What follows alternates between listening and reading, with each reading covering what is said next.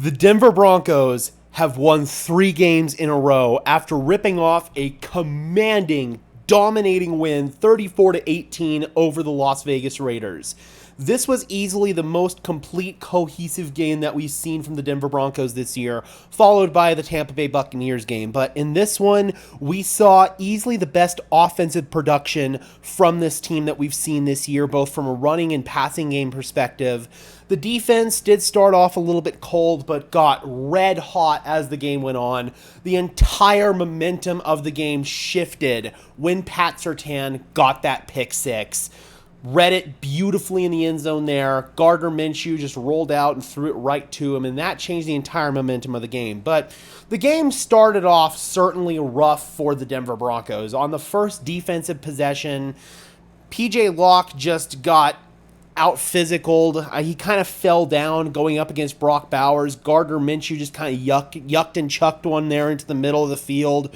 Let Bowers go up and get it. I have no idea what PJ Locke was doing on that play. And then after that, there was nobody there to stop Brock Bowers to get into the end zone. That was a really impressive play by Bowers, and it was really only the only bad play of the game by PJ Locke. I thought PJ actually had a pretty good game today, but that was just an unfortunate situation where he got out of position. Raiders come out with an early 7-0 lead. The Broncos, they don't really do much on their opening offensive possession. The Raiders then go downfield. They kick a field goal for their second possession. And then finally, the Broncos were able to go downfield and answer that with a field goal, which was huge. If the Broncos couldn't get a field goal on that drive and they were down 10-0 and then punt the ball back to the Raiders, then it would have been a really rough going there for Denver. But that field goal was absolutely huge from 51 yards out with Will Lutz. And then eventually that's when the Pat Surtain pick six happens.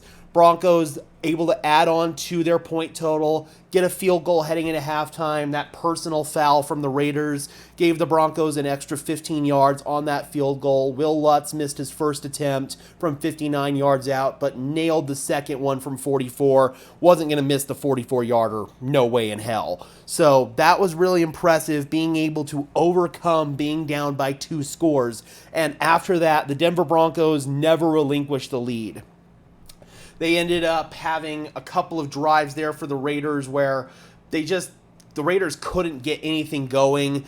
Gardner Minshew took a bad sack twice on third down, and then after that he threw that interception in a jump ball situation to Riley Moss.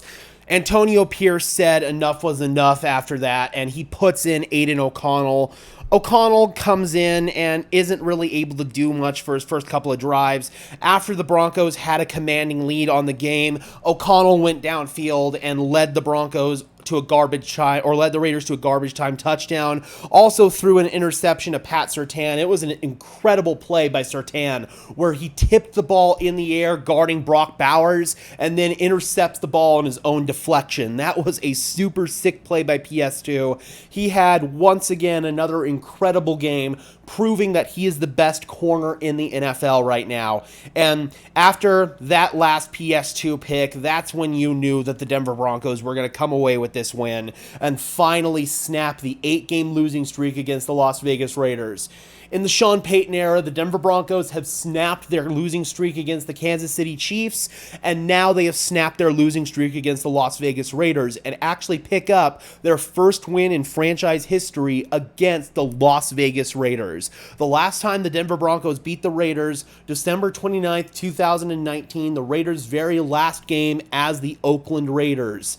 Ever since then, it's been really rough going for Denver against this team. Last year, I think Denver got the Raiders at really bad times. They got them in the first game of the Sean Payton era last year where they were still trying to figure a bunch of stuff out.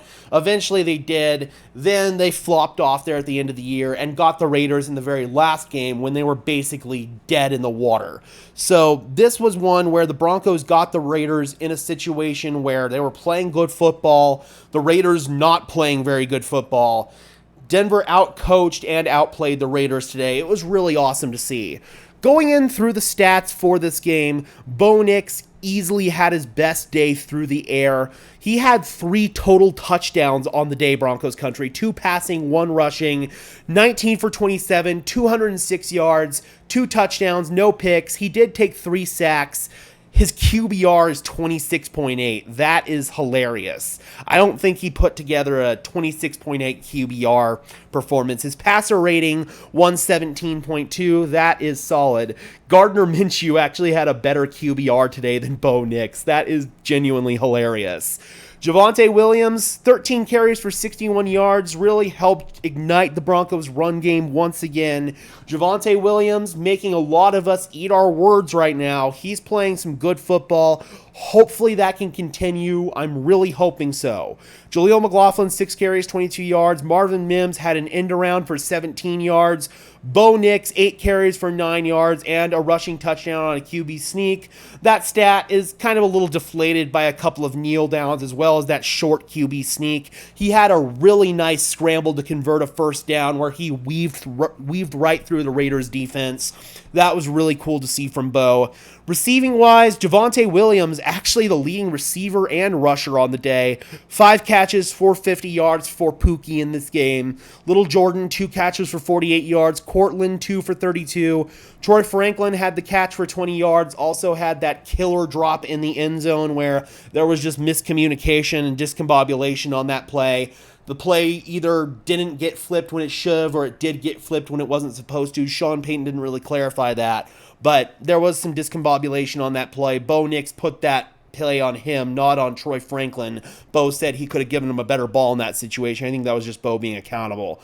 Adam Troutman, 1 catch for 19 yards. Reynolds, 1 catch for 9 yards and a touchdown. Nate Atkins, 1 catch for 8 yards. Marvin Mims, 1 catch for 7 yards. Mike Burton, a catch for 5 yards. Lucas Kroll, who was in today. Greg Dulcich was a healthy scratch. 1 catch for 5 yards. And then Jaleel McLaughlin, 3 catches, 3 yards, and a receiving touchdown. Luke Wattenberg, credited with a lost fumble. There was a situation where he thought that Bo Nix was under center when he was really in the shotgun. Apparently, Bo doesn't put a lot of pressure down there when he's taking a snap from under center. So Wattenberg snapped it like he thought it was under center. Thankfully, Bo Nix was able to jump on top of that ball, and then he was credited with the recovery on that. Justin Sternad, dude, played a whale of a game, got a couple tackles in the backfield, ended up 9 total tackles and a TFL. I thought the dude was fantastic today. Brandon Jones, 8 tackles, played really well. Another monster day from Zach Allen. Good day from Jaquan McMillan. Cody Barton, I think both Barton and Justin Sternad are stepping in really well in place of Alex Singleton. Barton now handling the green dot, and Justin Sternad's actually stepping in playing the position that Alex Singleton was playing previously. Pat Surtain, whale of a game. So good, man. So good. PJ Locke, he had a good day outside of that play where he just got out-physicaled by Bowers. Another good day from the interior line. Malcolm Roach, John Franklin Myers. Jonathan Cooper had a sack today. Nick Benito had a sack today. DJ Jones had Nick Benito had a sack today. Jonathan Cooper had a sack today. And Zach Allen also had a sack today. So that was really good to see. The pass rush continued to generate pressure. They only got home 3 times in this game as opposed to the 7 in the Bucs game and 5 in the Jets game. But the sacks came at critical times that stalled out drives for the Raiders offensively. Gardner Minshew, it was really interesting. He played, I thought, pretty well there that first half outside of that pick. But then in the second half, he just fell apart. Took a couple of drive-killing sacks that were just him holding on to the ball too long, quite frankly.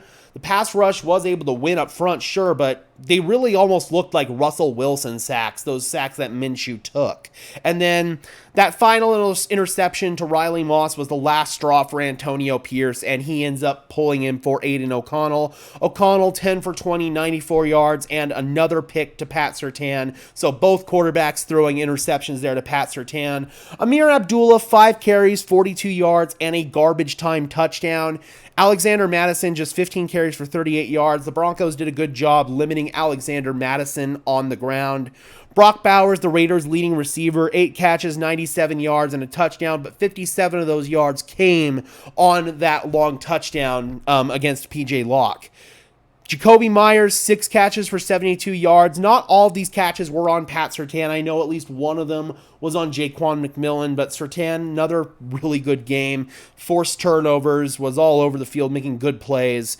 2 catches for 23 yards for Alexander Madison, 2 for 18 for Trey Tucker, catch for 12 yards for DJ Turner, 3 catches for 9 yards for Amir Abdullah. Bobby Spillane, Raiders' leading tackler on the day.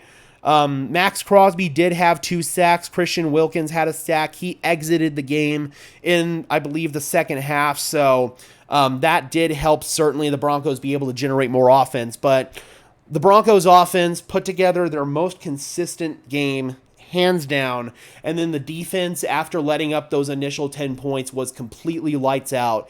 The only points they allowed after that were in garbage time. And they played physical, they played aggressive, they played a good game as well. I thought that this was a cohesive team win that the Broncos can build on and continue to take forward as they go throughout the rest of this season. Next up, another divisional opponent at home in the Los Angeles Chargers, an opponent that in the Justin Herbert era the Broncos have had good success with. So hopefully the Broncos can continue this winning streak next week, but we all know that this is one that Broncos country is going to savor for quite a while. The first ever win over the Las Vegas Raiders and the first win against the Raiders in general since 2019. All right, Broncos country, let me know in the comments section below. How do you feel about this game and about this team moving forward? Do you think that this team could actually put together a few more wins and maybe sneak their way into the playoffs? With the way that this defense is playing right now and the offense finally starting to click, I think that anything is possible. But let me know your thoughts in the comment section below, guys. I would love to hear them as always. Be sure to leave a like on this video as well as subscribe and ring the bell so these videos appear in your notification feed. I would really appreciate it, guys. Those are both free and easy ways to show your support. It helps tell YouTube's algorithm to push us out, and it helps us get seen by more and more members of Broncos country just like you and me. And until next time, guys, I am your host, Gage Madrid, saying peace out.